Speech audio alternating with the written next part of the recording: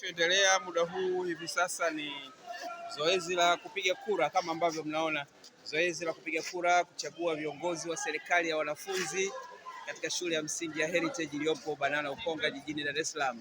Leo hii ndio tunafikia tamati ya zoezi hili ambalo lilianza siku 3 zilizopita, ambapo waliochukua fomu walizijaza na kutafuta wadhamini, na kisha baraza lilikaa na kupitisha majina ambayo waliingia katika kampeni. Kampeni hizo zilifungwa rasmi jana na leo hii tuko katika uchaguzi.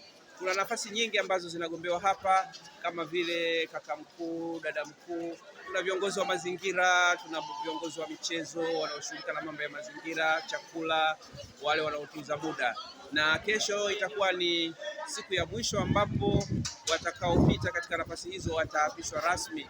Baada ya zoezi hili, hatua zote za kidemokrasia zitafuatwa, ambapo kutakuwa na zoezi la kuhesabu kura, ambapo mawakala wa wagombea watakuwa wanashuhudia zoezi hilo na hatimaye kusaini katika fomu maalum kuridhia au kuridhika kwamba zoezi lilikwenda vizuri, na kama kuna pingamizi lolote litaonyeshwa na litafanyiwa kazi.